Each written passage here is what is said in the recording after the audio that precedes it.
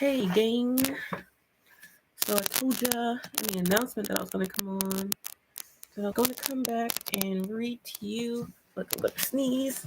I sure hope I don't. I sure hope I don't sneeze. From Indaba, my children, the Credo Mutwa book. This will be our bedtime story for tonight. If you were around last bedtime story, I read this family-friendly one, Once Upon a Crowd by Claire Keene. This one's really good. It's really good. I got it on a day when something really sad had occurred. But we got kind of far in this book. I think we made it to page 40. But we're going to start back by page 8. And this is after the world was formed. This is inside of the sacred story of the tree of life, the self-created. And if you can't hear me very well, just let me know. I think you should be able to hear me fine. I'm not using my professional mic. Something's wrong with my interface. I have no idea what's causing the problem. If you happen to be someone that troubleshoots interfaces, contact me on my email. Give me some help with that. Or if you're just somebody that wants to send me a new interface, I welcome that too. I only have one contact in. Oh, you can't see me so clearly. Let me show you. I had on my, Lieutenant Commander Data from Star Trek Next Generation. I had on my data contacts today. I couldn't find my normal colored ones, but I wore these. Me and my older sister, we got out today to have fun, and we went on a long adventure all around town trying to find a dry cleaner. We found one dry cleaner. I paid so much money for the dry cleaner because it was very, very, very important. But I hadn't been to a dry cleaner in so long, I didn't even know that price was just extreme.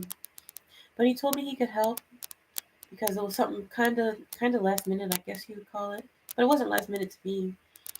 But to him, it would be considered last minute because of how he sets up his business. The launderer, the dry cleaner guy. He looked like Charlie Kelly from Always Sunny. He had the same off gray skin. I need a pillow for my back. Okay. I was only set up for lounging, and then when I saw how I looked on the screen, I wanted to sit up there. So here we go. Page 8, and that was my children. So we already read through. You may have to dig for it. But if you type in Credo, Credo, and then my name on YouTube, NINQI, it should come up. So we read the character cast, the prologue, the introduction, and we are in book 1. We started with the section called The Bud Slowly Opens, which described the creation of the world. Well, the creation of the universe, really, and the creation of entropy, and how the entropy that we have in the world has to continue the fight between fire and nothingness, or nothingness will win and there will be nothing in the world at all. So,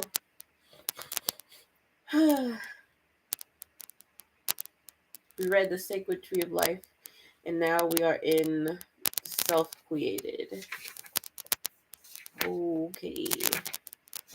We're going to page 8, past all of the sections that are in Roman numerals. The very first goddess of human shape, the all-knowing, omniscient, most merciful goddess Ma, had created herself by the Great Spirit's wish, who, displeased with the wasteful and senseless war between the flame and the cold, had come from far beyond. So, the war between the flame and the cold is this eternal fire that made itself self-aware. Then it was aware that there was nothing. And the sense of cold was put forth by the nothingness to try to stamp it back down. It was very interesting, and It's also talked about in the second Credo Mutwa book I have, in more detail even before page 8, like it was in this one. So to me, these two books feed into each other. But he's teaching the same concepts. The other one is way more intense. So this one is more like this one's more like poetry almost. And even when you look at the way that the stylization is written, it's kind of laid out like how poetry would be laid out as well. Who, displeased with the wasteful and senseless war between the flame and the cold, had come from far beyond the 10 gates of eternity to bring order to the universe. So she came from far beyond the 10 gates of eternity to bring order to the universe. Now Ma, the great mother, began to execute commands of Ununkulunkulu, the great spirit. From the sparks of the flame shot out, she created the stars, the sun, and the body on which we stand. We shall relate anon from whence the moon. Although immortal, the great mother was cursed with strange desires and feelings, which afterwards she passed to man and beast alike. These are feelings strange to immortals, like anger, hunger, jealousy, and misery, or love and lust and craving for luscious food. With such desires, the great Mother Ma was cursed, and they were like diseases within her being. And because of this, the storytellers, the wise men of the tribes, depict her as the imperfect, undying one. That is why wood carvers throughout this continent always make their carvings of her imperfect. Either a leg is shown deformed, or one breast is bigger than the other, hands of unequal size. It is from the great Mother Ma that we mortal souls and our brothers, the beasts, inherited all of our faults. Imperfect seed bring forth imperfect plants. When the great Mother Ma had finished creating the stars, the sun, and the earth, she seated herself on the mountain of iron, Taba Zimbi, to rest and await the great spirit's further instructions. It was while she thus was sitting that a strange feeling came over her, a feeling she could not interpret. But loneliness, now we know it had been, and she wept most bitterly. So long and so loud did the goddess cry that the very stars trembled and fell from the sky. While the tears that the goddess shed flowed like a great lake at her feet, flowed across the land in all directions, forming murmuring streams and the mighty rivers we see today. At last the great spirit commanded the goddess to end her queer emotional display and to repair the damage done to earth by falling stars and floods of tears, and then continue with creating a perfect universe from chaos. No, cried Mother Ma through her flood of tears, far greater than that of Musa Watunya, the falls that tumble into the river Zambezi. No, never. I shall not move from where I am until I have a companion to work with. It is not clear why. Is it not clear that I am utterly lonely? Who can I talk to in my lonely hours? Those stupid stars that twinkle foolishly at me. Where is the sense of ordering me to create these useless things anyway? Those stars, the sun, and this miserable bowl called Earth. Who am I? And how long will I work here creating all this utterly senseless rubbish? From far beyond eternity's borders, where no god or goddess or demon can e'er go, came the great spirit's cold and hollow and unemotional voice. It howled like a tempest through the star-spangled skies, like thunder upon the plains, re-echoing through the valleys and gorges, and shaking the great barren crags like trees in a gale, bolt after bolt of crashing lightning, tore across the shrieking skies. Howling cyclones swept the rocky plains, while mighty earthquakes sent the mountains roaring to level with the ground, while plains were upwards heaved to form new mountain ranges. The shattering world, not yet defiled by human beings, by grass and trees and beasts, was cringing and shuddering before the awe-inspiring voice of the highest of the very high. Being most imperfect, listen to the voice of thy Lord and Master. I beseech thee to create, and my commands are not for thee to question. Thy duty it is to do and not to doubt. Thy duty it is to obey without a murmur. Thou shalt do what I command to thee to do, whether thou seest the reason or not. The purpose behind the creation of the universe is known to me alone, and with me it shall rest a secret till the end of time. Proceed to create as I commanded, without delay.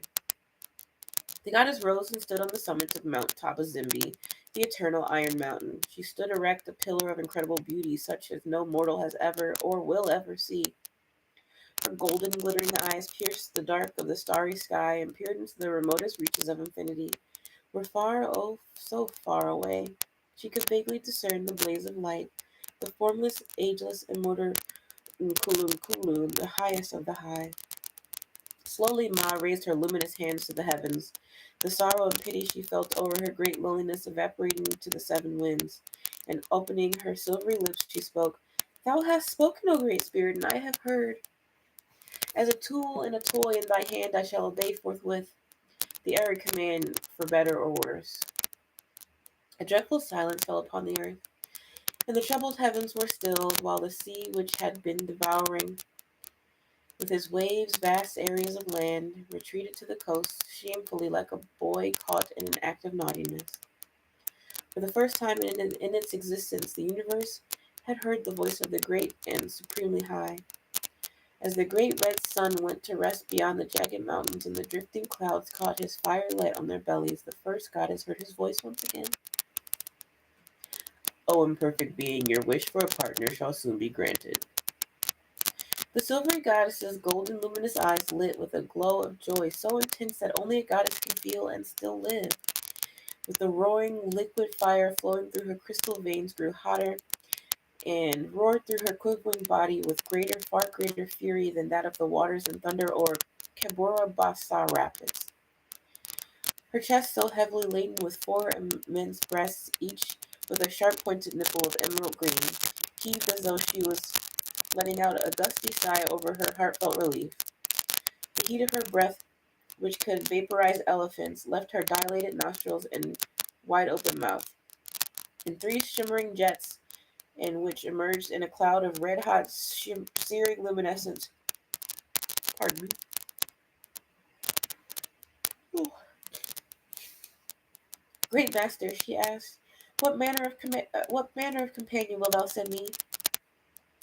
You are what in the future shall be known as female, and your opposite shall be your companion, a male. A male? Asked the goddess, bathing in pools of intense visible joy. What shall this, O my master, this male be in appearance? Will it share my beauty with me? Verily, thundered the Almighty Spirit, across the boundless reaches of infinity. In my presence, nothing is ugly, nothing is beautiful. Great one, insisted Ma, her curiosity smothering her being complete. Surely your child has the right to know more about the companion you hold as a prospect for her. Of what use will he be to me? He shall bring contentment to you, and both you and he will bring forth life upon the earth.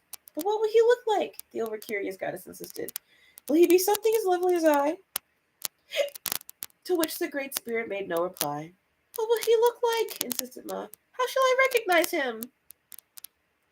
He will be conscious, though, unlike yourself, more I refuse to disclose.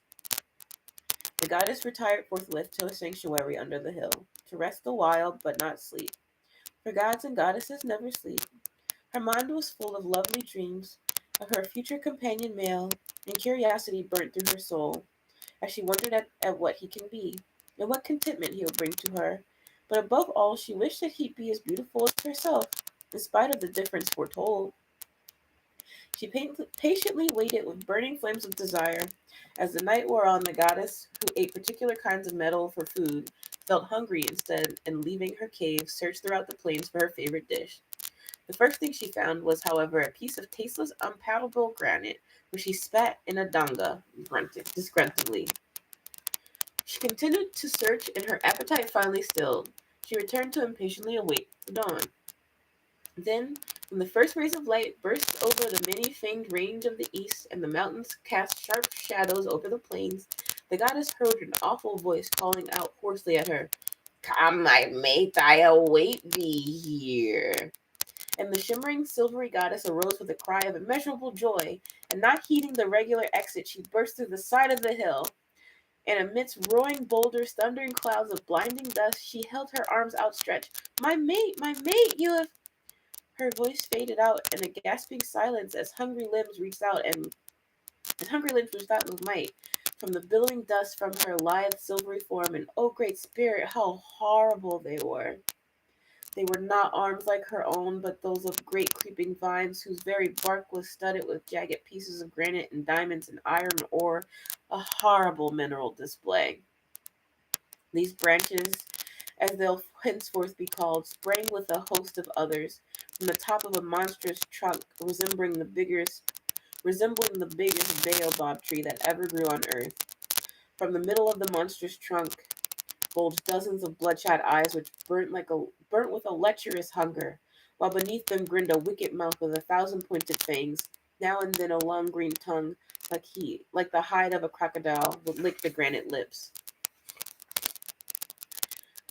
From some of the tree's branches grew great udders which oozed a golden honey-like fluid. Unlike the ordinary tree, this one had roots which it used like a crab or a spider to move from one place to another, and the sight alone of those crawling, living roots scrambling over the rock-hard plain as they moved was enough for the mountains to shudder. "Come, my beloved, come to me," roared the tree, and drew the goddess close, and with his rock-studded mouth bruised her silvery lips with a savage kiss. "I am the tree of life, thy mate, and I desire thee." "Ah!" shrieked Ma. "It cannot be. My mate you are not. My companion, no. Release me, you ugly, monstrous thing." "Release you, while I have only just caught you. You, my heart's desire. I did not catch you, only to release you." "What?" gasped the goddess, as more and more branches held her fast beyond all hopes. And here, my dear reader, I shall say, as the saying goes, cut the fowl's beak, leaving the rest to your most respected imagination. So this version in the Indaba My Children book is much cleaner. Everything in here, I think, is more palatable than the other book that I have of his. Pardon me, I'm going to mute this so I can.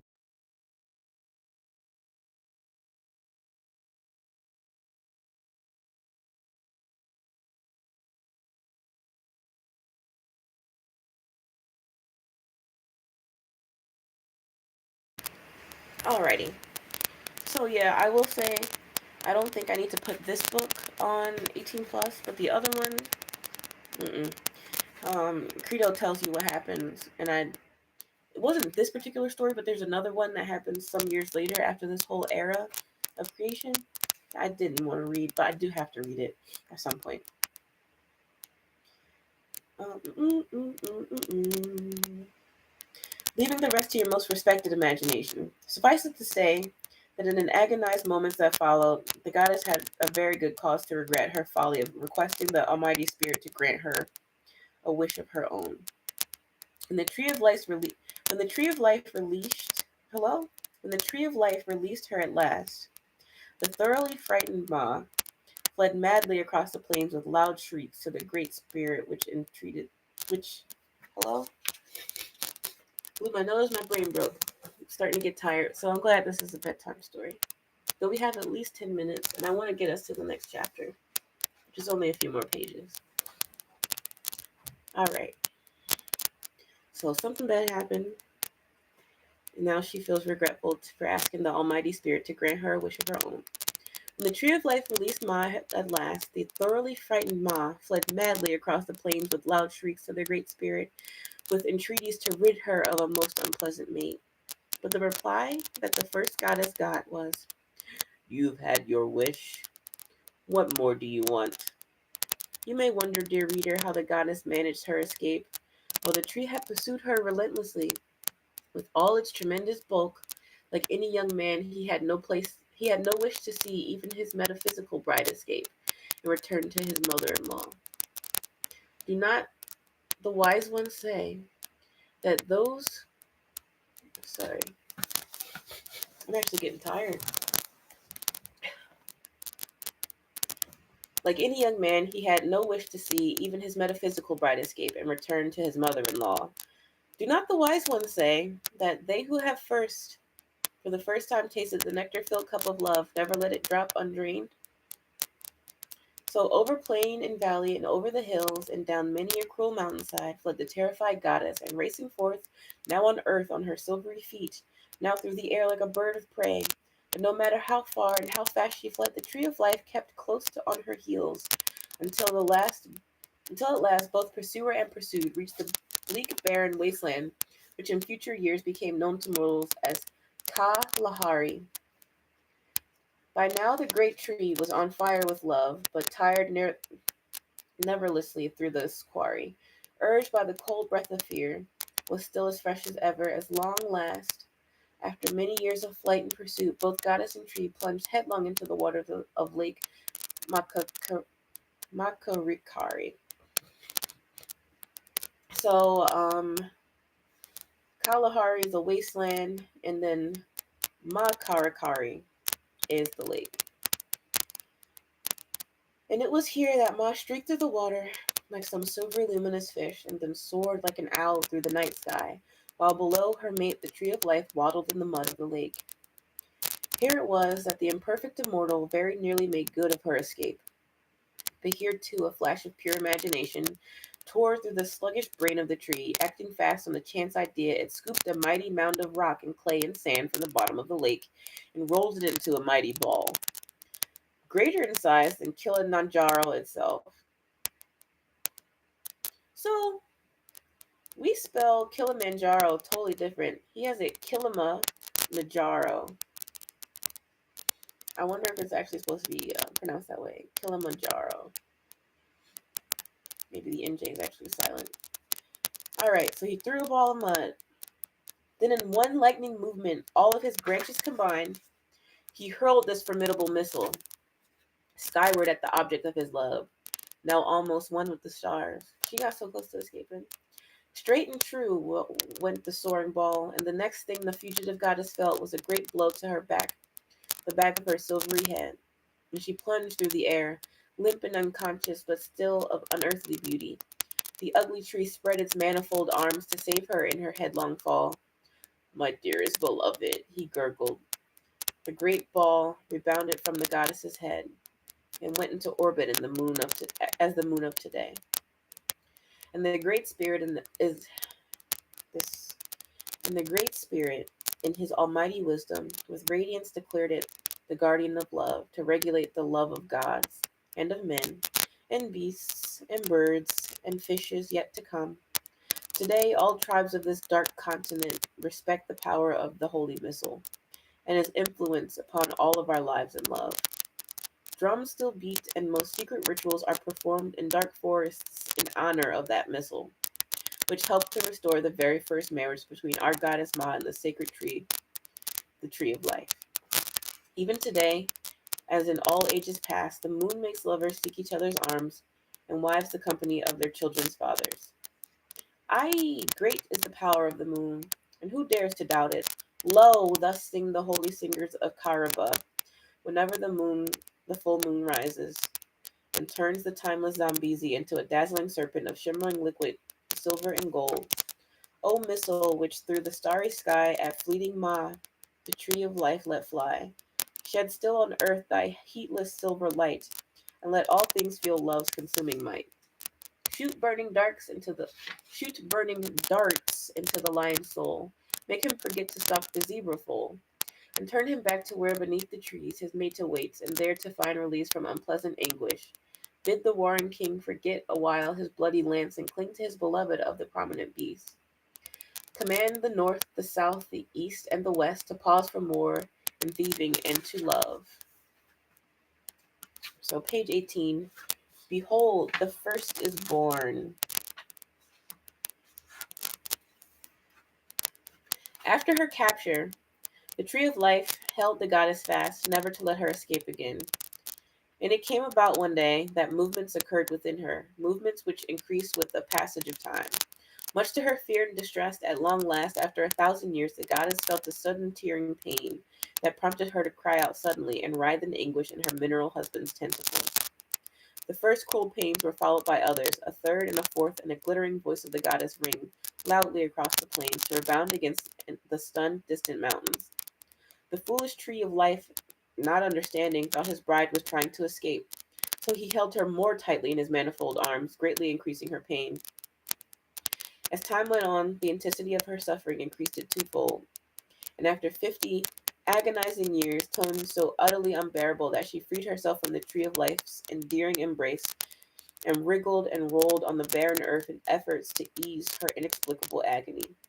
Such was her suffering and desperate her efforts that with self-hypnosis she counted the stars. Even today, many tribes have the saying to count the very stars in pain. The first father, the tree of life, kept watch with typical helplessness as his mate writhed and wailed through the birth pains.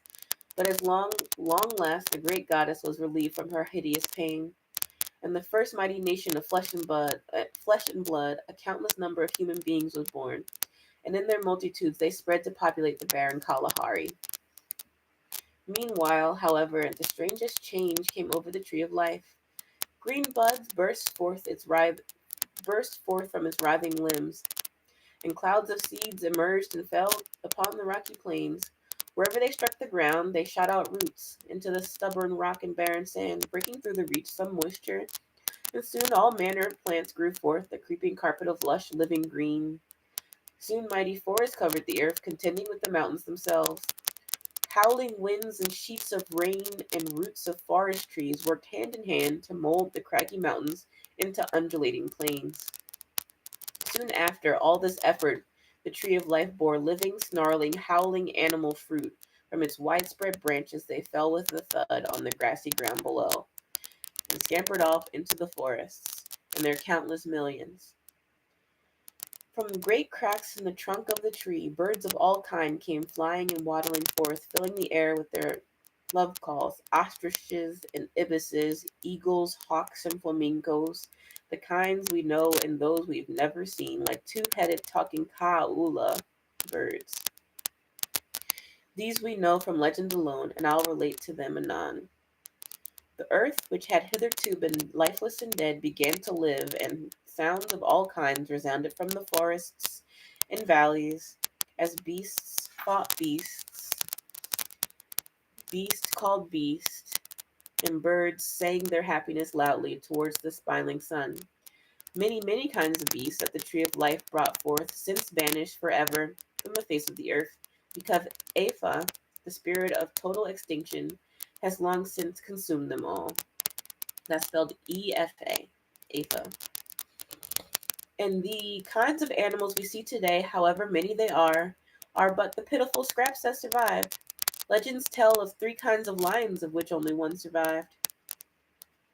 From the roots of the tree of life came reptiles, all kinds and shapes, and cloud after cloud of all sorts of insects hummed upwards in continuous streams.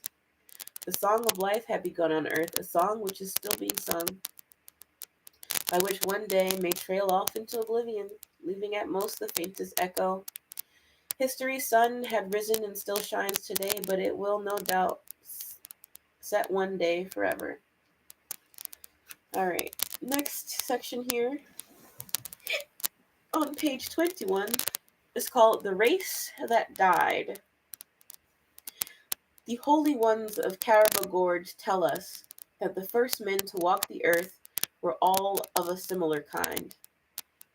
They looked exactly alike and were all of similar height, and their color was red like Africa's plains.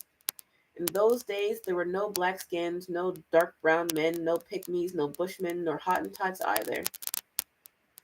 The wise ones of the Bakongo agree with the holy ones of Kariba Gorge, Kariba Gorge. And they even go as far as to say that the first people had no hair on their bodies at all. All had the golden eyes of Ma, the goddess who launched them on earth with such pain. All the wise ones and holy ones of this dark continent agree that the splitting of all of humanity into races, the tall Watutsi Tutsi, the pygmies, or the Batwa, the short yellow bushmen of Kalahari, even those long-bearded Arabi, Arabi, who, oh, he's probably talking about Arabs like Arabi, who raided our village mercilessly for slaves resulted from one great accident which occurred through the sinfulness of those first men. Mm. Inspire me, O great spirit of my fathers. Give me courage to proceed and tell the world what say the holy ones of the first men. Let me break, O demon of disobedience. Let me break the stout stockade but once of tribal secrecy. Let me relate to the world outside the forbidden story that all wise ones, all witch doctors know, but kept firmly shut in the darkest tunnels of their souls. We're on page 22, still in the section called The Race That Died. What is this forbidden legend about these first men? Tales of the Nguni, the Mambo, the Lunda, and the Bakongo? When the muted beat of the drum of sworn secretly, when the muted beat of swarm secrecy has sounded, and the holy ones gathered to retell once again the most secret tales to the young generation, tales that must never be told to strangers and to low-born peasant dogs. Hey, yo, what say the holy ones of this first nation? Lo, I shall open my mouth, the mouth of a traitor most foul, who, for what he believes to be for the good of his people, here betrays the secret of his land. I shall open my mouth and tell you, so gather around me, Indaba, my children. We made it into the book, y'all. Page 22 is getting serious. It is said, and more than 1,000 times, 10 years went by in which there was a peace on this virgin earth, peace in the sky, peace on the forest-veiled plains, on the scented valleys and timeless hills. Only certain beasts were permitted to kill by the laws of the Great Spirit in accordance with their victual needs. There was none of this savage and wanton destruction of life such as men today indulge in to gratify their warped and evil souls. Man against man forged no evil spear with secret and murderous intent. There was no such thing as anger and hate, and nothing of this is mine and that is yours. No contention and rivalry. Man breathed peace on the cheek of his brother men. Men walked in peace without fear of wild beasts, which in turn had no reason to fear him. Men in those days did not suffer from our emotional curses. They knew no worry like our sin-laden selves. Death they welcomed with open arms and a smile on their face because, unlike our degenerate selves, they knew death for what it was, life's ultimate friend. But the evil star of self-righteousness was emerging from yonder horizon, and man's undoing was nigh. Once in a shady recess of a vine-screened cave, a beautiful woman, whom some call Nalesi, but whom many call K Lacey. So it's spelled either two ways: Nelesi or Keilesi. Nalesi or Kelesi gave birth to the first deformed child, deformed not in flesh alone, but also in his soul. His shrunken body supported a big flat head containing one short-sighted cyclopean eye. His arms and his legs were shrunken stiff and were twisted like sun-dried impala, while his mouth was completely displaced to one side in a perpetual obscene leer. His scrawny neck was wrinkled like a starved old vulture 2 days dead, and his and his round little paunch protruded neath his chest. He had a tummy in the most revolting way. Strings of crystallized saliva drooled continuously from his sagging lips. He breathed through only one nostril with a sickening hissing sound.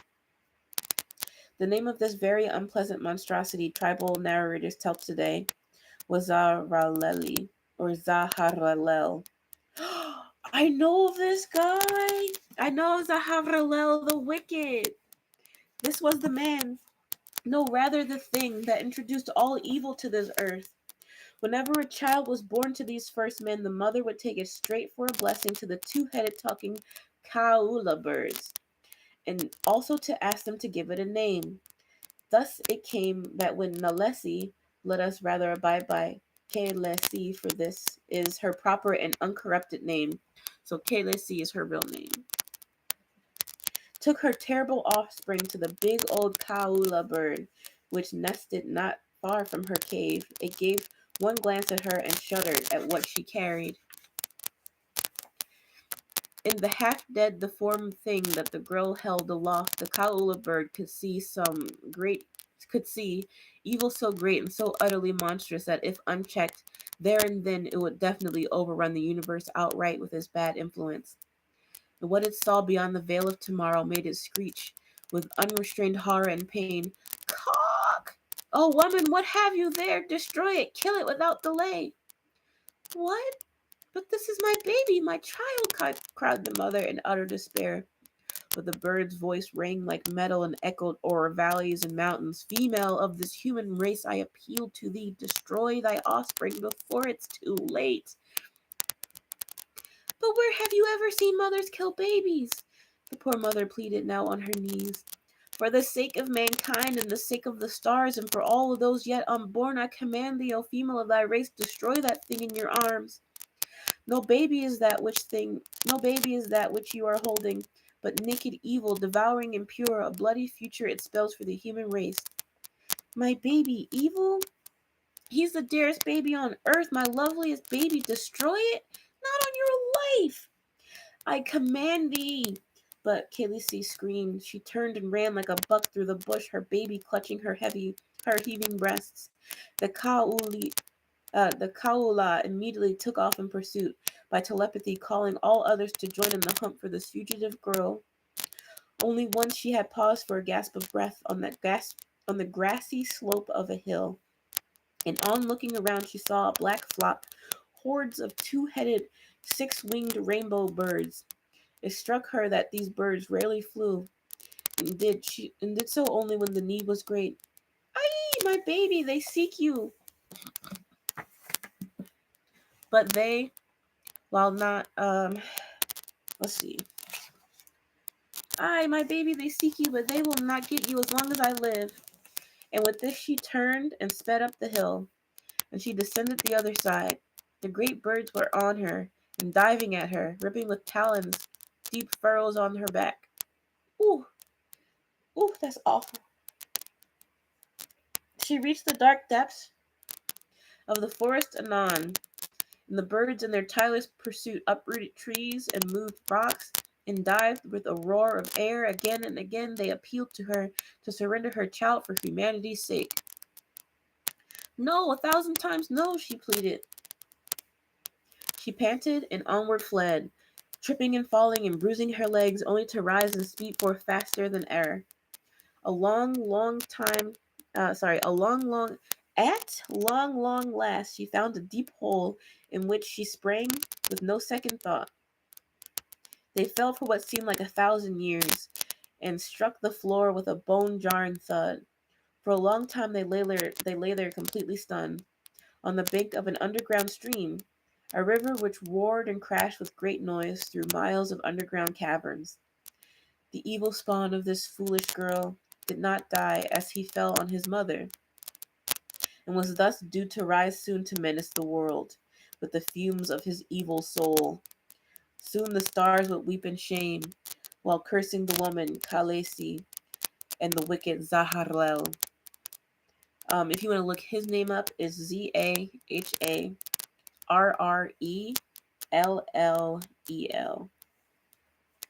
The otherwise beautiful woman and her monstrous son lived for years in the bowels of the earth. No, it's not the bowels of the earth. The otherwise beautiful woman and her monstrous son lived for years in the bowls of the earth. Fish and crab from the muddy banks were abundant enough to keep them alive, while above ground the Kauula birds were searching the forests and plains in vain. On returning from a crab hunt one day, Khaleesi saw her son sitting near the fire, humming a happy tune to himself. This greatly surprised her, for he never had spoken a word. Leave humming a tune. My son, she breathed, her soul overflowing with joy. You can talk, you are singing. Shh, he said, and Khaleesi saw him fixedly stare at some iron ore, the very piece she had brought to the cave herself, which she used on her flints in the cavern walls, when she wished to kindle a fire. A cold terror struck the poor woman as her gaze came to the rest of the ore. Her whole body froze in horror and fear as the penetrating stare of her son caused the ore to grow in size. Still hypnotized, she watched and saw the ore turn soft and starting to flow. A few heartbeats later, two bright stalks grew at the tips of which glowed small, blood-red eyes, and a hungry-looking mouth took shape, snarling viciously at Khaleesi, with a display of razor-sharp teeth. The woman shrieked with horror and undiluted fear as she realized her son was in fact creating, that the tune he was humming was an incantation commanding the hitherto lifeless iron to assume shape and life. She watched spellbound as the living thing grew, legs like those of a grasshopper took shape. Then came a pair of dragonfly wings and a rat-like shining metal tail with a crystal sting with a dark green poison. "My son," she cried. "What and how and why?" "This," he said without emotion, "is one of my weapons of conquest." "Conquest? Conquest of what, my son?" "Of everything. The earth, the sun, the moon." Then turning to the fast-growing metal beast and indicating his mother with his deformed limb, snapped, "Seize her and drink your fill." At which commanded, the horror leapt and pounced upon the startled woman, seizing her with his insect-like legs. My son, what have I done? Why do you do this to me? I am the woman who bore you and brought you up." "I know very well who and what you are. But nobody asked you to bear me and rear me, at least of all did I." I saved you from the big birds, my son, that desperately wanted to kill you." "All that I know," said Zaharel calmly. "It was only the instinct of a female beast, and you were obeying a natural law." "Have mercy, my son," cried Khaleesi. "What is this thing called mercy? You are of no use to me any more. I have now grown to full independence, and I no longer need your protection. All I need now is nourishment for my new servant to grow and reproduce its kind." From the mouth of the metallic Tokoloshi, Tokolosshe, from the mouth of the metallic Tokoloshi protruded a long needle structure, with which it pierced her chest and heart, and it sucked it. That's fucking terrible. So it fucking grew a proboscis, a fucking metal needle proboscis. It pierced her heart through her chest, and as it sucked, it grew. Through the mists of her last agony, the mother of the wicked Zaharlel saw her son's outrageous future. She saw his great evil swallow the earth and the universe itself. Too late she appreciated her error, that after all the birds were right. But now she could not destroy her child to save all mankind from its atrocious influence. Through her eyes, through eyes that were slowly gazing in death, she saw the object withdraw its cruel probe. She saw it lay hundreds of silvery eggs at her son's express command, and they all exploded into hundreds of fast-growing winged things like itself. The last thing she saw was how a litter of four bore her son aloft in triumph. Farewell, mother," he said as he glanced back at her, with a last contemptuous look in his eyes. They carried him forth from the lighted cave into the darker parts of the caverns, and slowly the glow from all the luminous eyes faded in darkness in the echoing distance, while at last while with a last soft sigh, Khaleesi died, alone and utterly forgotten for all time to come in the maze of the underground tunnels. The fantastic reign of the first chief on earth, that of Zaharlel, was about to begin. Today known as Sarelli, he was the deformed incarnation of naked evil, and he was about to burst upon the world like a glittering poisonous flower. Woe, oh woe to all mankind, woe to all those yet unborn. Zaharel the wicked emerged from the tunnels, borne aloft by a litter of four of these metal things, while all the rest of the metal Tuckaloshes came swarming behind in a vast and glittering cloud awaiting his word to enslave and to kill. The first that this airborne metallic army engaged in battle of complete extermination was the holy two-headed Kaalu. That's fucking terrible. Was the holy two-headed Kaula birds. From miles away came the sacred birds, in hundreds upon thousands, to stem the tide of evil in a final, most desperate endeavor a mighty aerial battle took place that lasted more than 100 days without pause, watched in amazement by all men and all beasts.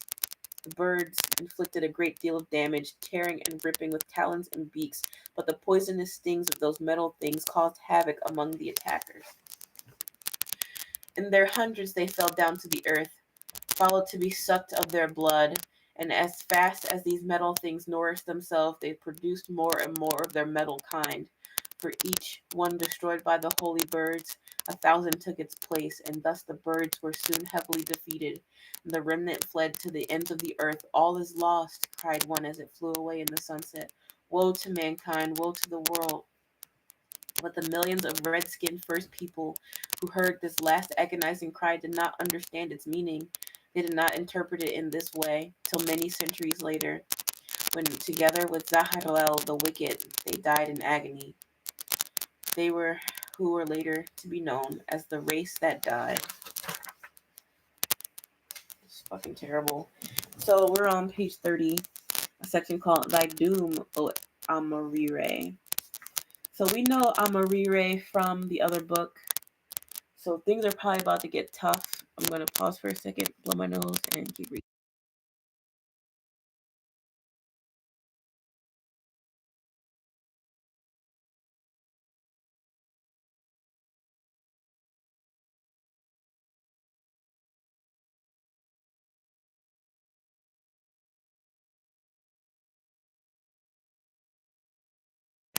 I hope you all are alright and enjoying your bedtime story.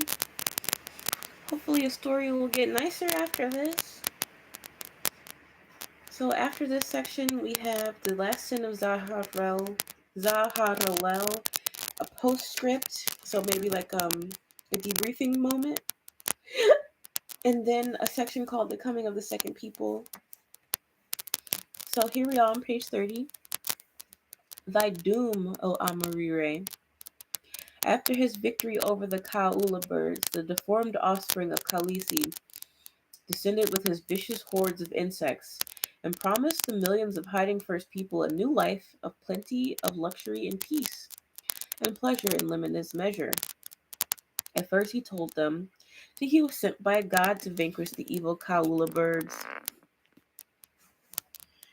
which had thus far been keeping all mankind in savagery and ignorance.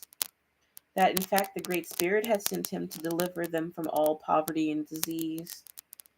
That if they followed him humbly, they need dwell in shelters and caves no more. They must render the world safe for mankind by exterminating all dangerous beasts, till the land no longer nor harvest. Oh, and till the land, like work the land, not like till later. So they must render the world safe for mankind by exterminating all dangerous beasts, until the land no longer nor harvest, while metal slaves could serve their human masters. He promised them all these, and the life of luxury and ease, which the gullible first people believed, and they blindly followed the advice they received. 2 generations later, and now Zaharel, who had meantime discovered the immortal secret, was ruling supreme at the head of an empire, the most fantastic the world had ever seen. This was the empire which legends tell, the empire of Amarire, or Morire. Amarire is spelled Amarire, and Morire is Murire, in which men lived in shining golden huts with a life and a conscience of their own. They could move from place to place in accordance with their occupants' wish, while metal tokoloshis served in every way, from tilling the land to storing grain. There was no need for lighting a fire, when all one had to do was fill the pot with whatever one wished to eat, and then command the pot to boil. No longer was it necessary to walk long distances, when all they had to do was stand outside their huts and wish themselves to wherever they wanted to go. No bother to use one's hands to lift a drinking pot to one's lips, when all one did was to command the pot to pour its contents down one's throat.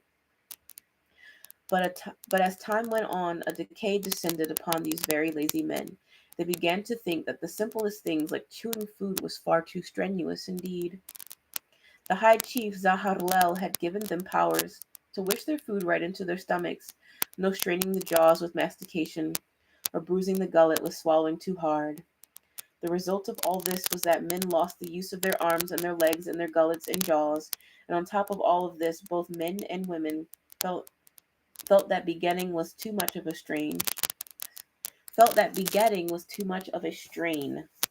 Thus, all men and all women began to lose their powers of reproduction. Sterile they all turned, except the singer, the most beautiful Amarava, about whom anon. There was little more. So, we know Amarava from the other book that we read, and her story is where we start with the fight with the reptilians and the people in the sky. So if you remember that, that's her, Amarava. There was little more that the wicked tyrant could do to exploit his powers. So he turned to knowledge and forbidden things which the great spirit asked us to never see. Okay, so there was little more the wicked tyrant could do to exploit his powers. So he turned to knowledge and forbidden things which the great spirit asked us to never seek. First, he passed to his subjects the secret of immortality and eternal youth. To save his empire, now completely sterile, save for Amarava, who remained fertile, he secondly sent out his metal beasts to capture wild beasts and to crush them to pulp. And from this pulp, he created new creatures resembling the human being. These queer creatures he earmarked as slaves, entertainers, and workers in his expanding empire. These creatures produced like Capricorn cakes were Bajuni, the lowest of the low, spelled Bjauni, Bajuni. Legends tell us that these Bajuni look somewhat like giant gorillas, completely hairless and of dead flesh and blood. They constantly had a putrid odor. They were greenish, dark brown in color like rotting animal flesh, and also, unlike their red-skinned masters, could reproduce their kind. Zaharlel's miserable products, unlike the Great Mother's creations, had no power of speech, and they could not think for themselves. They dumbly and blindly obeyed their masters, however mad the instruction. If asked to drink a river dry, they would drink until they burst and died. While these Amarire were indulging in all this fun, the tree of life said to the first goddess Ma, "What kind of beings did we bring forth?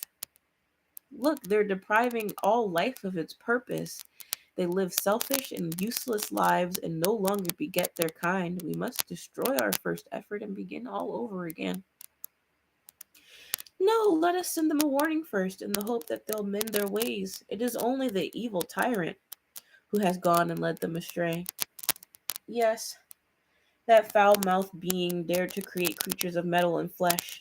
Now he thinks he's a god, a creator. But I shall teach him a lesson or two." And with this, the tree of life ordered clouds to gather and cover the earth, obstruct the sun, and ravage all. With lightning and torrents and hailstorms, in no time the empire's lands were covered in waters many feet deep, and half of the Amarire nation drowned in their mighty glittering towns.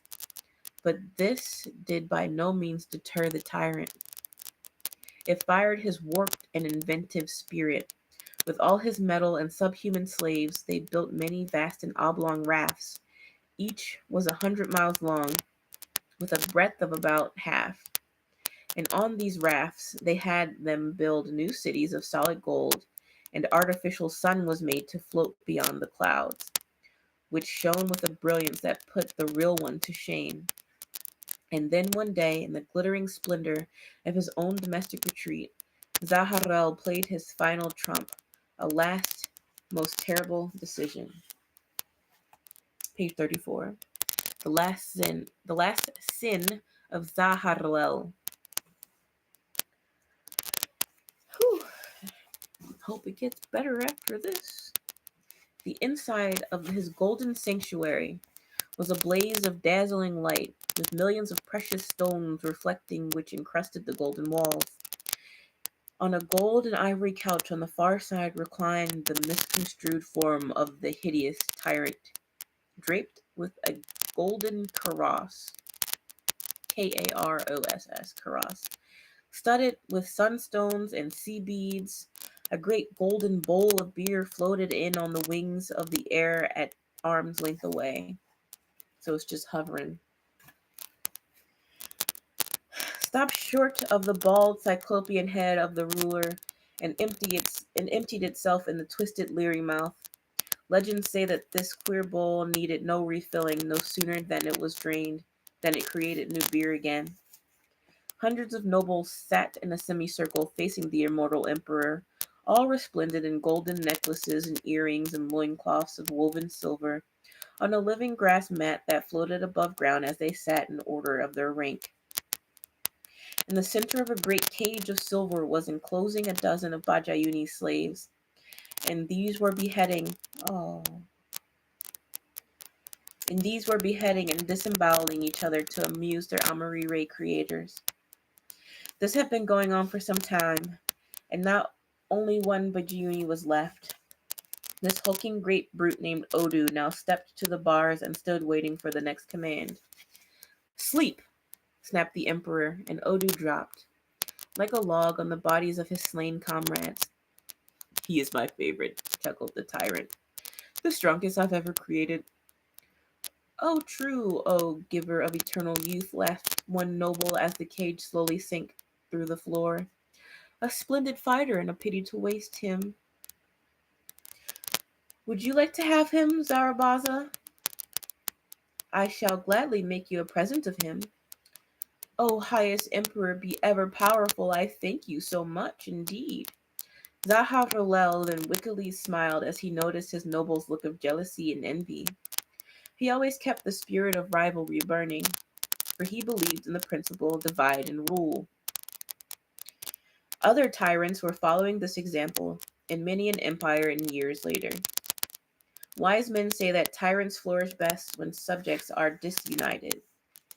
Bajayuni females were then ordered in, and they danced and danced until all but one fell to the floor in fatal exhaustion. The survivor he presented to another noble, and called upon silence as the hour was late. My people, I summoned you here because I made a discovery fantastically great. One might lead me to become the master, not of the universe, but eternity itself.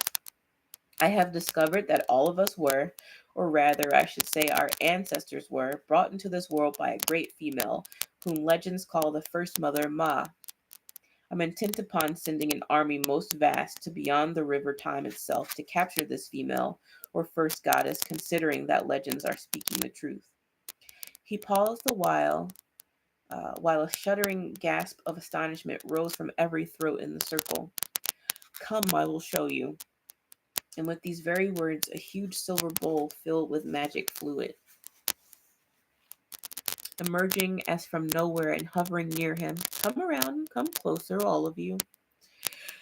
At which command they gathered closer, while the emperor instructed the bowl to rotate and to stir the magic fluid. After the fluid had settled again, all of them saw a fantastic scene, a scene of mighty, most terrible tree, embracing a frighteningly beautiful girl. The woman had eyes of gold, and a silvery form, and a chest laden with 4 heavy breasts, each with an emerald nipple. Lo and behold, cried the great emperor, by force of arms I shall wrest from her that tree and become the master of all creation. And thus, not many days later, the dwellers in the great floating city called Amak Habaret, Amakhabaret, the empire's capital, Amak Habaret, the empire's capital, saw a most incredible scene. Vast armies of giant insects of metal, each bristling with savage strings, serrated mandibles, and razor-sharp claws, poured from the palace of creation. They first assembled in the great royal square, received one sharp order, then completely vanished. Vanished to emerge in the spirit world. A sacrilegious war had begun. By gazing into the magic bowl's fluid, they saw the vast hordes converge upon the tree of life. On the plains of the spirit world, they saw ravening bolts of sheets lightning lash from the eyes of the tree, obliterating thousands and thousands of the metal monstrosities. But they came in their metal hordes to be slashed by the branches of the tree. It vanquished more than half of its attackers, and that was as much as the tree could achieve. That's fucking terrible. On they came in their countless numbers and completely overpowered the tree. Eternity wept in shame. We just crossed the 1 hour mark. Hope you all are having a good time. Zaharuel shrieked with abandoned delight as 4 of his metal slaves tore the goddess from the great tree's hold and bore her away in triumph. The rest of the metal monstrosities, having achieved their atrocious objective, momentarily had their attention diverted and were entirely annihilated by the wounded though undaunted tree. With great expectation, the emperor watched through the bowl. The 4 of their prey crossed the plains of the spirit world, till they vanished and emerged with their silvery burden in the square in front of the royal abode. The dwellers of the floating city came in their thousands to gaze at the mother of men. With her fantastic, most radiant beauty lying on the shining golden square, they stared with their eyes wide stares of the curious, but they had no reverence in their hearts. For long since had they lost their appreciation and reverence for holy things. To them, the silvery form on the ground was an animate object from another world, another plane of existence that only tickled their vulgar curiosity. Vulgar, vulgar. I'm saying vulgar. So they just were probably fucking just about to do something disgusting again. But even as they stared, they were dying, and dying they were, utterly, foully. The radiant heat of the sacred goddess was blistering the skins off their bodies. One by one dropped, and those that could stampeded, leaving a trail of death in their wake. The goddess rose slowly and clasped her hands. My children, you whom I bore with such pain, doomed are you, my children. And with these words, a mighty earthquake shook the world. The scowling clouds lashed in the heaving earth with rain and hail and sheet lightning, while underworld fires burst from cracks in the earth, turning the flooding waters into boiling cauldrons of molten mud and roaring stream, whose continents vanished under steaming waters, and new ones appeared from below. Great plains tilted on their sides and capsized like wooden boats, forever entombing countless millions of animals and men. Howling hurricanes ravaged the steaming earth from north to south, from east to west. Great mountain ranges split asunder and collapsed with nauseating sounds. The shining cities of the Amarire were stamped with boiling water and steam so superheated it melted metal and rock. But most dreadful of all was the ultimate fate of the greatest city of Amak Harabeti, the empire's glistening capital. When they witnessed their masters in flight, the Bijayuni felt the blissful kiss of the spirit of rebellion within their hearts. They rose from their countless thousands, led by Odu the killer. They fell upon their panic-ridden overlords and killed them with a great delight. They sacked the city from end to end, disemboweling and cruelly beheading both masters and mistresses. This display set a fine example to all robot insects, and they proceeded to slaughter outright both Bijayuni and Amarire. All were now struggling for mastery, in a tortured world already half sacked, when suddenly the man-made sun exploded with a hideous and dazzling peal of thunder. Zaharalel witnessed all this but remained unmoved, being insolently confident of his own ability to remain immortal and rebuild from scratch a new world with his creative power. Thus, from the safety of his indestructible shelter, he watched most unconcernedly as his subject died in their thousands and millions. The great goddess Ma stood ankle deep in blood among the countless dead bodies, pleading for mercy on behalf of the human race, but the great spirit was totally unmoved. Suddenly, a huge green giant with a bloody axe and a disemboweled woman across. Whoa, whoa. Suddenly, a huge green giant with a bloody axe and a disemboweled woman across the shoulder, oh, he's carrying her, announced his presence to the emperor himself. Odu the killer was the last Bijayuni alive. I kill, bellowed the giant, suddenly acquiring the gift of speech. Die. Kill yourself, commanded the emperor. I am your god, your creator. No longer subservient, the subhuman roared, plucked out the emperor's windpipe and lungs and all. Hell yeah. No longer the subservient, the subhuman roared, plucked out the emperor's windpipe, lungs and all, flung it in a corner. He had time to nurse second thoughts on his immortality. That's awesome. Zaharel died, the miserable beast that he was. 200 years he was dying at last. A most miserable death it was he died, but in body alone, yea, not in spirit. No, no. Okay. Somehow he knew that mankind would survive and flourish again in future years, and future humanity he intended to infest with ambition and cruelty and love of bloodshed. This evil spirit is still alive today in the hearts of all mankind, where ambitiously it is working towards one goal, complete destruction of our present race. With a last lungless gasp, Zahar Lel observed his indestructible shelter crash, and over the towering ruins like walls, smiled the hideous smile. I'm gonna read that again. With a last lungless gasp, Zaharluel observed his indestructible shelter crash, and over the towering ruin-like walls smiled the hideous mouth of the tree of life. You failed to destroy me, Zaharluel. The goddess threw herself into her beloved lord's many arms. Those two must live. Spare them as the parents of the second people. Mercy on all creatures still alive. The world and what little is left on it has my mercy, O beloved one. Calm down. Earthquakes, fires, and storms trouble my earth no more. The great city tilted and sank, forever below the seas.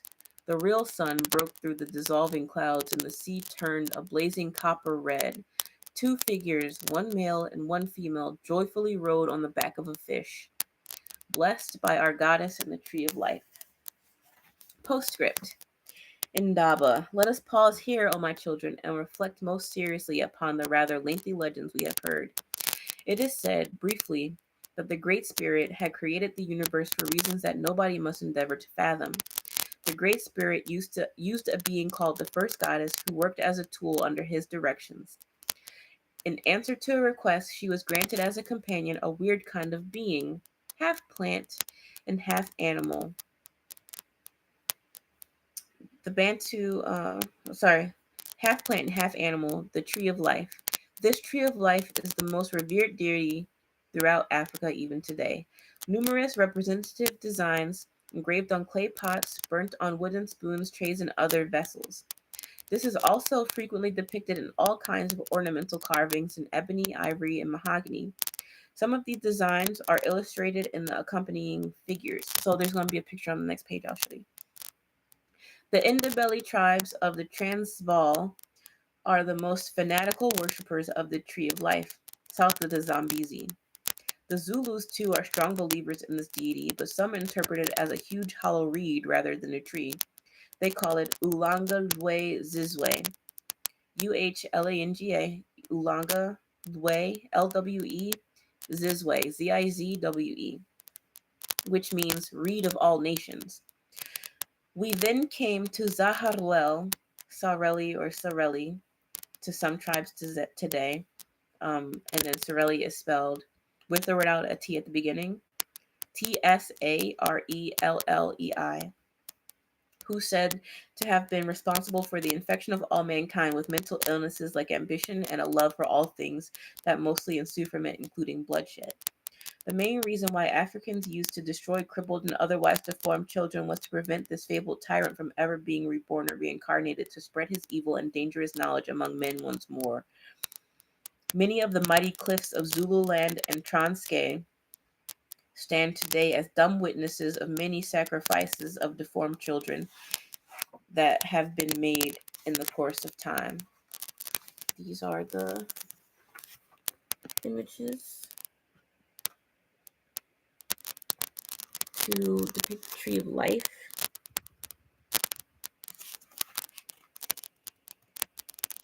Take a screenshot if you want to.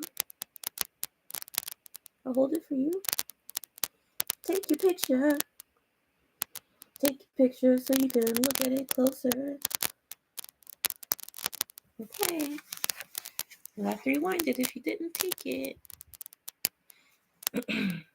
So the one on the far left that looks like a straight line with like almost like an arrow on like a raft over squiggles like the Egyptian letter M.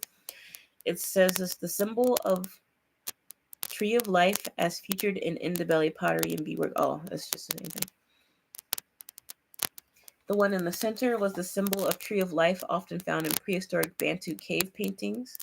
And then the big one on the side with the birds on it and the lizards. Carved ebony bowl, early Congo, symbolizing the tree of life, nourishing and spawning animals. Top shaped like a flower, hollow, charred from many offerings. From Watkinson's collection of antique Bantu carvings. This is the same book. I'm lying to you. The Amarava story is right here. I remember we started on page 40. We skipped the intro. This book's not about to get better. It's about to get worse. We already know how bad this is. Coming of the second people. Let me pull you closer. Get a little closer.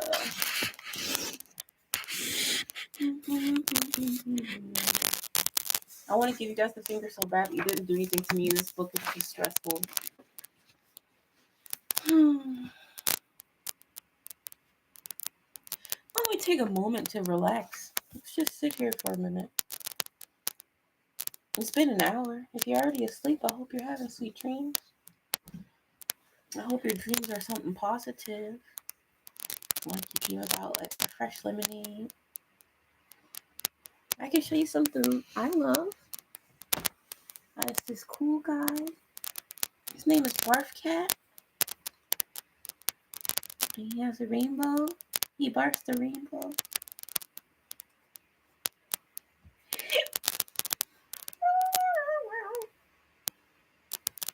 But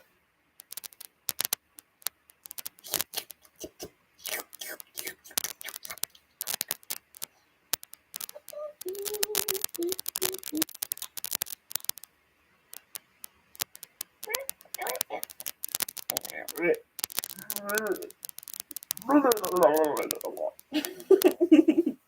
like Barf Cat a lot. You want to see Barf Cat with a mustache? Here you go. Bonjour. I can also do Jordy Bear with Forward with a mustache. I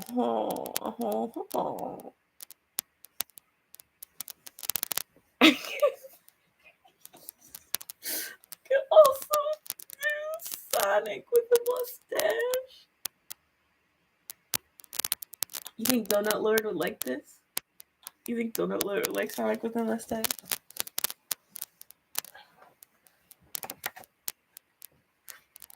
I want to read you the first part of this. I'll read you this first section, and then probably won't read you the next one.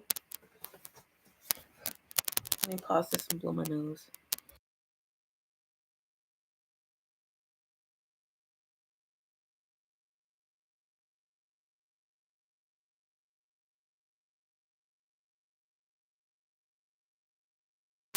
I see you watching me, but you haven't left any comments, so whoever you are, I hope you like the story.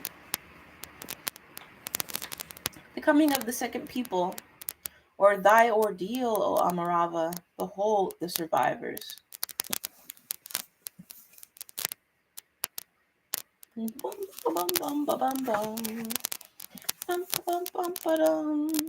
Like the rest of the first Amarire people, the beautiful Amarava was immortal and could live forever, unless deliberately stabbed with a spear or devoured by a ferocious beast. But unlike the rest of the Amarire people, she had not become a sterile, nor had she lost the power of walking and running in that world of floating mats and sleds. Except, of course, those subhuman beings which Zaharlel, the emperor, had created. In that glittering, fantastic world of the obese, where even yawning had become a strenuous thing, Amarava stood alone like a full-hipped, heavy-breasted, narrow-waisted goddess amongst the so many bloated, sterile, and depraved swine. People laughed at her and called her a barbarian, a crude and uncivilized atavism, who should have been cast off the floating golden city to live in a cave like the savage she was. But Amarava, whose name was later corrupted by the Bantu to Mami Ravi or Mami Rafe, so you'll see her spelled instead of Amaravi, Amarava, you'll see her as Mami-Ravi, Mami Ravi, or Mami Rafe, Mamerafe, the so-called Mother of Nations. Heeded none of all this ridicule. She contented herself with composing, singing songs in which she bitterly derided her people and their hollow, meaningless, depraved, and selfish civilization. When the Emperor Zaharlel amassed his metal beasts for his most disastrous attack on the Tree of Life, Amarava stood alone in the doorway of her humble silver hut and watched with horror and deep fascination as the clinking hordes of iron grasshoppers and huge bronze poisonous scorpions thundered on by their way to the great square. Like the rest of the Amarire, she already knew the purpose of those myriad of robot insects, and just as they were intending to attack, she stood there. Um, just as they were intending to attack, as she stood there, a cloud of horrible apprehension darkened the pure blue skies of her virgin soul. "Oh no," she whispered. "Oh great Zahatalel, now with this you've gone too far." So we're a little backwards in time, concurrent to when the attack is starting out. So we're getting her perspective.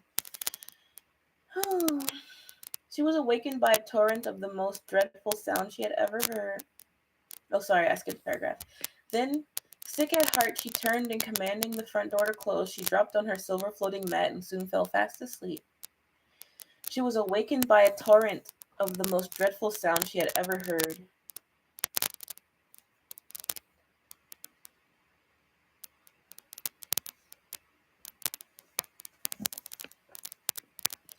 In her very, very many years of life, wild shrieks of incredible agony were mingled with growls and ululations of savage triumph, and it felt as though the entire city was pitching on waves of fantastic proportions.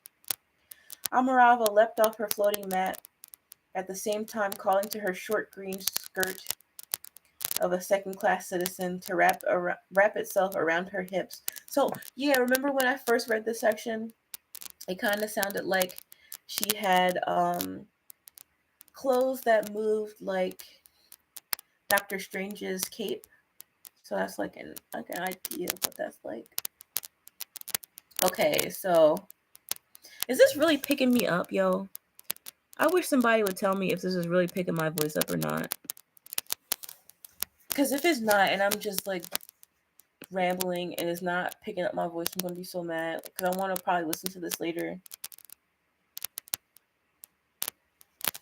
Anyway, She was awakened by a torrent, the most dreadful sound she had ever heard.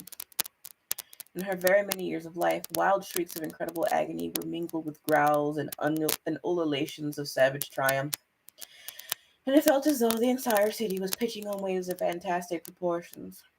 Amarava leapt off her floating mat, at the same time calling to her short green skirt of a second-class citizen to wrap itself around her hips.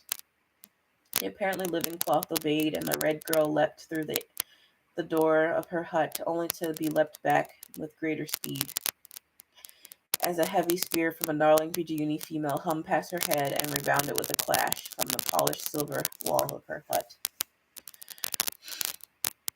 A mob of ferocious Bijayuni came running toward her hut, brandishing bloody axes and swords, and the prostrate girl with horror noticed that each one was messing around with an Amari head. These they threw like stones at those who were trying to escape on their flying mats. None of the missiles were missing its target, and with screams they plunged back to the earth. Even before they reached the ground, they were impaled on awaiting spears. A huge Bijayuni whose body was crisscrossed with many scars from countless death duels in Zaharlal's arenas, who seemed to be the leader of the mob, reached the crouching, terrified Amarava first. He seized her by one leg and lifted her up like a small boy would lift a mouse by his tail, and was about to plunge his sword through her body when a blinding flash of unearthly silver light and a shattering, glittering voice rang out from nowhere. "No, not her! Put that female down!" Slowly, the hulking savage laid Amarava down on the floor and fell on his horny knees before the awful silvery apparition. Dominantly towering over him, the rest of the Bijayuni mob fled to the center of the city to seek more victims to butcher. When her vision returned, Amarava saw the most terrifying sight of her life. Towering above her prostrate form was a luminous, silvery giantess, standing higher than the highest towers of the city. The doomed city of Amagharabedi. This giant looked down at her and also the prostrate Bijuni male, with flashing golden eyes from which a strange pity seemed to radiate. 4 heavy emerald-tipped breasts quivered, and she opened her mouth and spoke. All are doomed to die, O Amarava. But I shall see to it that you are spared. Who are you? Gasped breathless Amarava. I am Ninavanuma, the first goddess, the wife of the tree of life. Her name is spelled Ninavahuma. Amarava sprang to her feet and leapt over the groveling Bijayuni, who was moaning with fear, with his ugly face buried in his hands. "Ma, mother of men, great goddess, so the legends are right. All along they've been right," shrieked the Amarire girl, with tears in her eyes. Forgive, O our sacrilege, great one. Forgive, O forgive, and spare that misled Trojan. Spare the misguided Amarire. Spare us, O goddess. Crystal tears welled from the golden eyes of the great mother Ma, and fell like raindrops on the blood-stained street of the dying city. A sob shook her tall silver form, and slowly, as if struck by some deadly unseen missile, the goddess sagged to the ground. Above her, lightning ripped like flaming assegais. I don't know what that is. Assegais. Though, pardon me. Oh, man. Through the growling, rain-pregnant clouds, and a howling wind roared through the golden streets, on which lay scattered dead bodies in heaps like fish in a fisherman's boat. I gotta get more relaxed here.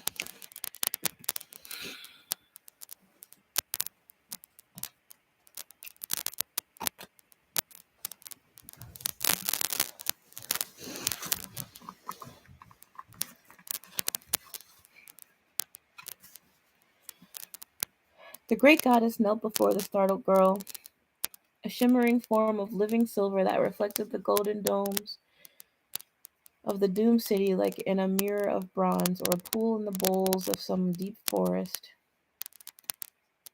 Her radiant hands clasped the puny Amarava, and she writhed and cried out in agony. Then, with the tip of a silvery finger, she touched both the nipples of Amarava's breast. She caressed her hips and then lifted her up, kissed her in the center of her abdomen. Mother of men, murmured Ma, you shall bear the new races of men, who shall in due course roam this earth. You're the only Amarire I will spare. You and you alone shall survive this Holocaust. I wish I could have spared a great deal more of my children, but I cannot. A power greater than myself bids me to save only you from all the red people. A power greater than myself bids me to only save Odu, the subhuman here, for he shall be your mate and the father of future races. Can we talk about why the heck all these ladies keep getting have to have ugly husbands? What the heck is that? Amarava stared horrified down at the subhuman man, and a flood of unimaginable contempt, hatred, and naked revulsion swept and overwhelmed her completely. Surely the goddess was not giving her, the beautiful Amarava, to this smelly, hideous thing for a mate. Surely she was. Amarava, daughter of the first red people, was not being mated to this odorous, revolting, soulless beast, this beast of burden the emperor created from putrid animal flesh. A scream left this girl's mouth in repulsive horror. She cried and begged to be killed outright rather than be wedded to this so contemptuous a thing as Odo the Budgiuni, the lowest of the low. My child, said the goddess above the howling storm, forget your childish feelings and obey my commands. Now place your hand on my thigh and swear that you will do as I tell you now. Lo, there is little time left, and I must leave this evil world at the earliest moment. Suddenly, the girl's eyes were opened in a strange and mysterious way. She peered into the clouds. She peered into the depths of eternity itself. She saw a cloud of swirling, dazzling, living vapor that shone brighter than the brightest star, brighter than the summer noonday sun, and faintly across the immeasurable distance came a voice, I command, all obey. The voice, faint as it was, seemed to tear into the very fibers of Amarava's being until each of her pulsing veins strained and tense in agony. What? What was that? Queried Amarava. That, my child, is the all-powerful, who is, who was, and ever will be. That is the Great Spirit, my child, who we must obey. Goddess, First Mother, I promise to obey, she sighed, placing her hand on the deity's blazing thigh, taking the oath. I swear to obey.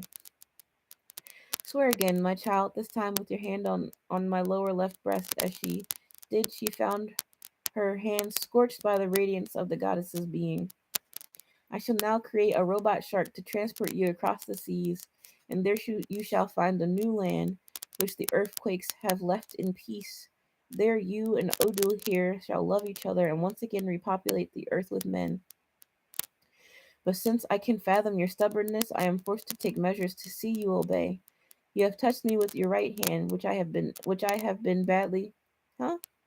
You you have touched me with your right hand, which has been badly burnt as a result. And I have burnt both your nipples with my finger, which leaving a burn mark on your abdomen. Now whenever you think of breaking your oath, those parts which I have touched shall give you such pain as you have never felt before.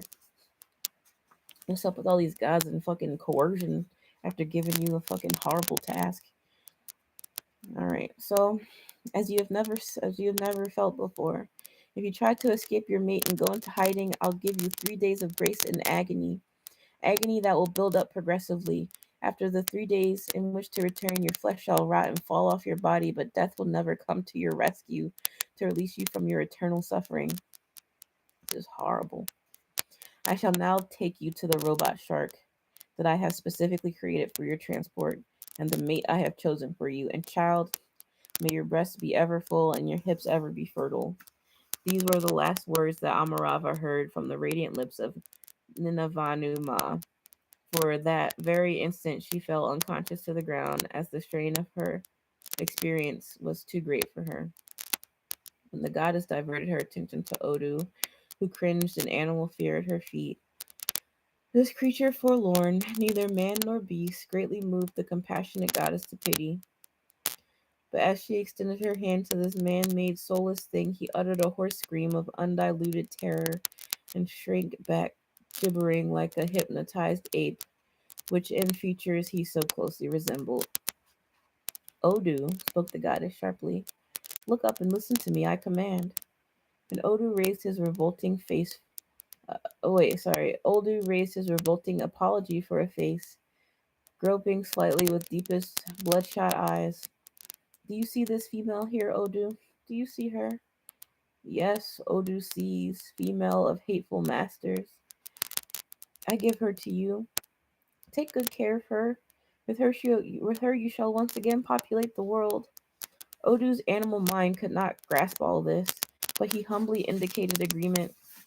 Faithful slave that he was, for once in his artificial life he tried to think for himself, but became much too confused than he ever was before. His bulky body was quaking with pure terror, and he felt the urge to escape as fast and as far as his massive legs could carry him. He knew he had killed Zaharuel, the big one of the hated masters, and very many other Amarire, but he was only completely puzzled at not being punished for all he did. On the contrary, now he is lovingly asked to take good care of the last survivor. The goddess suddenly conjured a massive net into which she bundled both terrified creatures. On regaining their senses, where they were clinging onto each other as they plunged through the waves on the robot fish. A giant city capsized and sank behind them. But onward dashed the artificial fish, through restless waves, plowing a foamy path to safety beyond the horizon. The sea was still filthy, having just devoured whole continents and millions of beasts and men, cruel and restless, and still scaldingly hot, while above all the clouds continued to grumble, vomiting forth bolt after bolt of thunderous lightning. Amarava cried out aloud as the realization struck her that well and truly she was the last living human being. For 3 whole days she cried without ceasing, while forward they sped through the seas, now slowly calming.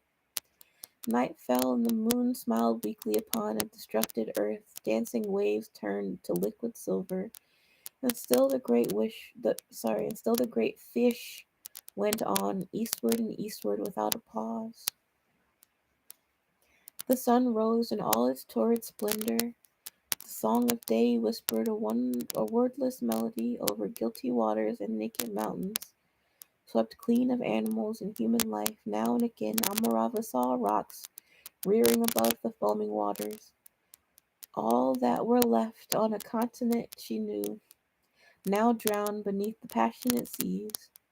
Amarava lost count of the number of days that floated like migrating birds, and was conscious only of the weakness she felt in both her body and soul. She felt like a plant which had lost its roots, like driftwood on the waters of time. Naked and helpless in a mad universe, she wept till she could weep no more. Loud within the vaults of her mind was the thought that the world she had known and loved, for she knew no better, was dead forever, and future loomed as an ugly ghost. The poem of Amarire has been chanted, though to its very last verse, through to its very last verse, and now the drums of fate are sounding, the beginning of yet another poem. The parent plant had withered and died, but from its mold it cast forth the seed, soon to rise as a fresh new plant, for such is the law of nature. Page 51. Between Gorogo and Odu. How long is this one? I would like to read at least a page.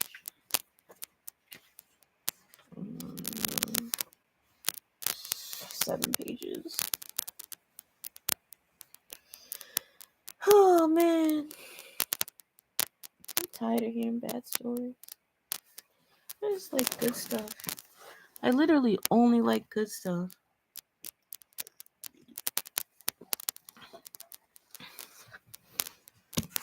I literally only like good stuff. So it's kind of bogus to have to like think about bad stuff all the time. Between Gorogu and Odu, the mighty fish had nosed up the mouth of a mighty river. which future generations were to call the river of Bukongo. It paused long enough to permit the weary wanderers to align on its grassy banks with a splash. Now it was evening. Now it was evening of the second day since they had stood on solid ground, and Amarava was lying in the cool interior of a hut which Odu had built. This hut stood on tall, strong poles, sunk into the mud of the river, and she had a magnificent view of the dull silver streak with approaching dusk. She could see across the vast stretch of water, the frowning forest on the opposite bank, and the canoe with Odu returning home from a hunt. The forest was alive with all kinds of sounds, from that of water birds among the reeds to the distant roaring of lions, boldly challenging the approaching night. The fact that she was in a part of the world which miraculously had survived destruction, ruled by beasts and undefiled by man, did not interest Amarava at all.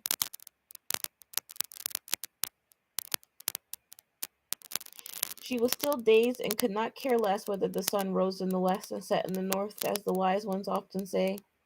She was fighting a fierce battle with herself.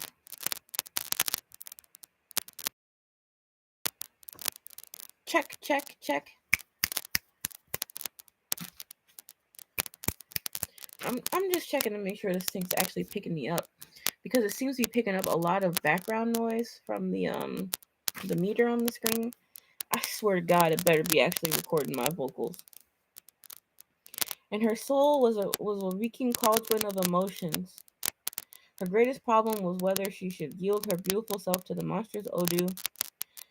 Great was her hatred for this subhuman ape, but equally great was her fear of incurring the goddess's displeasure on breaking her oath on which future humanity depended. Her human instincts are often much stronger than 1,000 commands from heaven, and not for the sake of 1,000 worlds could she submit to sharing a love mat with Odu. And suddenly a bright idea struck her, which made new strength course through her veins. What if, supposing, Odu should fall a victim? A fatal accident while out on the hunt. The goddess could never blame Amarava, for his accidental death of her uncomely and revolting mate. Supposing a hole were drilled in the side of Odu's canoe and temporarily sealed with a soluble gum. Her eyes were lit up by the strangest fire when she recalled that Odu was unable to swim. And then another much better idea struck the already excited girl. An idea so patently simple it took her breath completely away. Odu came crawling into the hut with an impala slung over his back. This he humbly presented his mistress, whom he could not regard as a mate as of yet. Amarava sang with delight as she skinned and cut up the meat for supper. Her hands were trembling so slightly with barely suppressed excitement. Soon she would be free, she thought, well rid of the clumsy and ugly monster who was completely unaware of the fact that he was a living creature. When at last they had eaten enough, she curtly commanded Odu to sleep. And this he promptly did, being completely unable to do anything unless instructed. For a time she sat with her knees drawn up, staring fixedly into the fire, which was burning on a slab in the center of the hut. Then she rose to add some more wood and did not care much about slipping a piece from the stone slab onto the floor. As the grass floor took fire and quickly spread, she leapt to her feet and dived through the door. Once on dry ground, she dashed like a pursued impala through the forest with a pounding heart. Once she paused and looked behind her at the blazing red glare in the night sky. He is dead. Most assuredly he is dead by now, she breathed. That revolting brute, I am free. Through the forest she sped as fast as she could go, rapidly increasing the distance between herself and her crime. Soon she burst into a treeless clearing, face to face with dozens of luminous eyes. In the moonlight, she recognized lions twice the size of her recent descendants. Paralyzed, she stood and could only watch as the biggest maned lion came crouching towards her. It sniffed her belly and licked her buttocks, and for a few terrifying moments, both woman and beast stared deep into each other's eyes. The low growl of deep puzzlement. It slowly turned tail and made off promptly with the rest of the pride. It dawned upon Amarava after some considerable time that those lions had not been molested by humans before, and that the one's odd behavior was prompted by curiosity alone. After this rather interesting experience, Amarava spent the night up in Mopani Tree. She did not relish another encounter. With four-footed tribes such as these, dawn found her wide awake but exhausted, and only her sheer hunger could force her to descend and start searching for food. It was as she was starting to eat some wild figs that sudden pains like scorpion stings erupted in her nipples, right hand, and stomach. She squirmed in agony on the ground, but the pain mounted to intolerable intensity with every passing moment. Through the purple haze of hideous aching, the words of the great mother came to her, and she remembered, and also realized plainly now that her deed of the night before was no accident, but plain and straightforward murder. Maddened by pain, she now dashed through the forest, hoping to reach the burnt-out hut again. But having lost all sense of direction, she lost herself in the primeval wilderness. Eventually, she begged the goddess for mercy, but the blue skies kept a stony silence. Forward she dashed again in blind agony until she reached a lake which she mistook for the river where the hut had stood. Repeatedly she called out Odu's name, and with another forward lunge, she leapt the vertical face of a precipice. At the bottom of the cliff, she struck a tree, and that was all she could remember. While she fell down like a ravine, John. There were three of them, and the one was more hideous than the other, like nightmares torturing a fevered man. They stood on their hind legs, with front legs crossed over pale green protruding bellies. They were taller than the man, and their girth was incredible. For all the world, they looked like crosses between frogs and crocodiles. And they were watching the woman Amarava slowly recovering her consciousness. She cried out weakly in terror when she saw herself surrounded by such gigantic monsters. Inside a humid, smelly cave, she tried to rise but was gently pushed back on her bed of damp, rotting reeds by one of the three weird captors.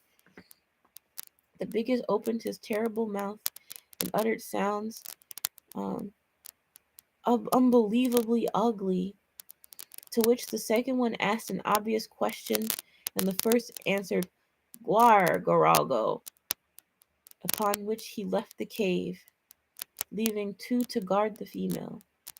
On returning, he introduced to his friends a fourth one double their size. He wore a belt of threaded reeds and a headdress of crocodile skin.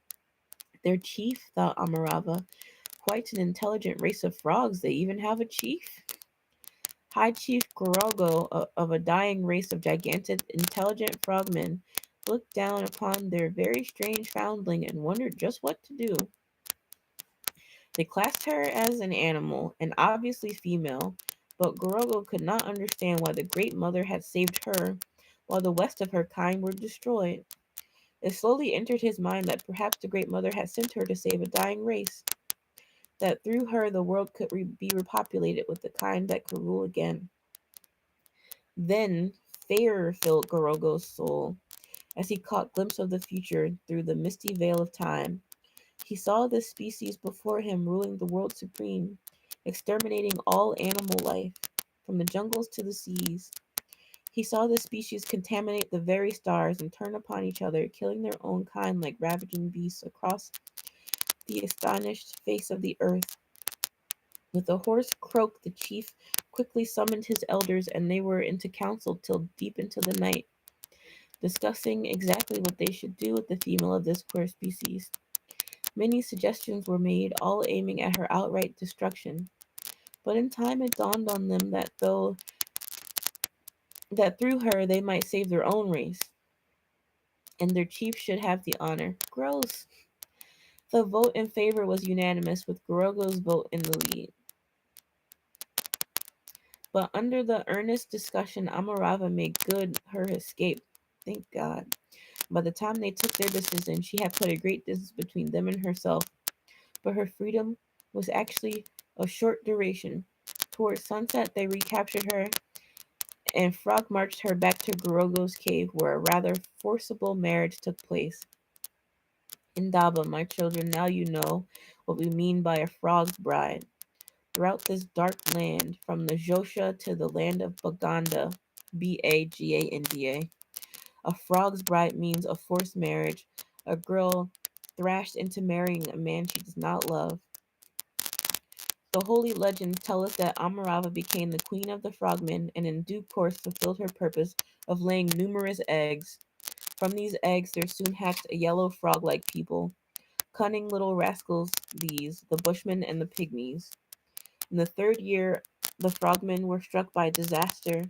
In those days, all men reached maturity in only a year or three, and Amarava's offspring was adult and fighting fit. As usual, she could not sleep as a result of the pain she suffered. The frogmen had prescribed a special root powder, but this was not fully effective. She was lying in her cave overlooking the lake and the half submerged village of these queer people when loud yells emerged, mingling with dying croaks, reached her ears, and she realized a battle was in progress. Her offspring were now armed with bows and arrows, tipped with a deadly, paralyzing poison, and in no time the frogmen ceased to exist. The last to fall was Chief Gorogo, their chief. Thus died a near perfect race, nearly as perfect as the Kaula birds. Imperfect man had made his return, foul, destructive, and homicidal man. My children, our tribal wise men solemnly curse the day that man set foot upon this earth, and they insist most seriously that the universe shall never know peace as long as man infests this earth like a vile leprosy. Amarava had grown to like the intelligent non-human frogmen, and her grief knew no bounds as she saw them wantonly murdered. She raised her voice and called on the murderous bands now skulking amongst the mud huts of their victims. Come out here, you creatures most foul. Come and hear what I have to say. They came out and stood some distance away, a wild and brazen, huh? A wild and brazen-eyed, naked rabble, far worse in far worse in appearance and general behavior than a hunger-ravaged troop of thieving baboons. Mm. Amaravan felt boiling hate within her. Anger and grief deprived her of speech. When she found her voice, she harshly shouted a blistering curse on her sons and daughters. Begone hence, you vile bastards! Henceforth, you and your miserable descendants. Sorry, begone hence, you foul little bastards! Henceforth, you and your miserable descendants shall be nothing but vagabonds and thieves. By thieves and cunning you shall live to the end of time, and never progress or rise above what you are today. They fled into the forest, and Amarava left the Valley of Frogmen, soon to sink in the haze of legend. She did not know just where she was going, and she could not care less, for her pains became more acute and she longed for death, but a greater power always thwarted her attempt at suicide. For days and months she wandered aimlessly, sucking at the magic pain-killing root powder. Then one day she stood on a vantage point. A gigantic hand gripped her smooth, round shoulder. She spun around and stood face to face with the creature she thought she had murdered. Her surprise had no bounds, of course, when she recognized Odu, the man-made man. Odu explained that while out on his hunt he encountered the Great Mother, who gave him a warning. Having read Amarava's mind and fathomed her shrewd plan, she advised that Odu should feign a deep slumber. Even as they spoke, Amarava felt a deep gratitude to be back with a sincere friend she knew, and she felt her pains vanish in the seven winds as she suddenly felt young and free again. Odu snatched her up like a baby and took off through the forest with her. A terrible smile was fixed on his hideous face. as much less hideous than Gorogu's, she thought. He did not stop until they reached the stockade he had built around his new kraal. In the biggest hut, he laid her down on a pile of lion skins and fed her tenderly. Afterwards, they went through the forest, past a huge idol of the Great Mother which Odu had carved from sandstone, and finally reached his canoes on the bank of the river. She saw some poles protruding from the water and received the sight of the hut she had burnt. The sight of the hut she had burnt. She recognized the sight of the hut she had burnt. Odu dived. Odu dived in and slammed to these poles, and from one side, and from one of them he recovered a mysterious article. This was a delicately carved piece of ebony, shaped like a paddle for steering a canoe. The patterns and figures intrigued her so much that she wished she wanted to know the meaning. Odu gave her no explanation, as he knew she would soon find out. Back at the idol, he suddenly did what she had never done before. He slipped his arms around her and dragged her across the altar with the specially carved paddle and gave her a healthy spanking. The spanking was interrupted by a silvery voice of Ma, who suddenly appeared on the scene. She suggested that Odu had given her enough and should save some of her for the love mat. So you are back at long last, I see, and I hope you have now thoroughly learnt, my child, that no one should try to circumvent the express commands of the gods. And now I shall expect you to carry out my instructions as already given, and you, Odu, must never hesitate to use that handy object when she starts with her tricks again. With this, the goddess slowly vanished, while the two of them stooped in prayer. Together they returned through the forest, and two butterflies settled on the altar. Gotta love stories of coercion, abuse, and fucking whatever other horrible shit. Fucking terrible. Everybody has a shitty marriage for some reason.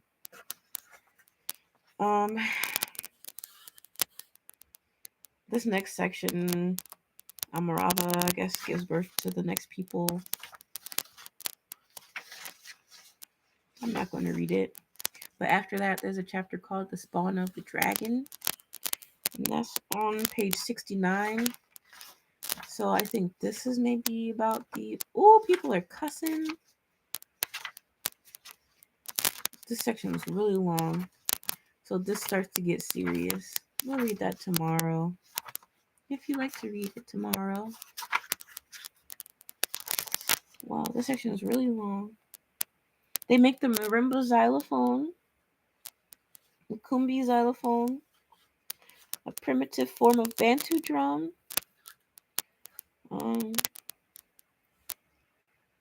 Marimba's original drum, made of fire-hollowed, roughly trimmed log. So we have more pictures at the end of that chapter. But we don't know about that yet, so that's the best we'll know for now. The spawn of the dragon is really, really long. So the spawn of the dragon, in the chapter after, the section after this, called, the section after what we just read. We just read between Gorogo and Odu. Next we have the bud slowly opens. Then we have the spawn of the dragon, that big 6 section.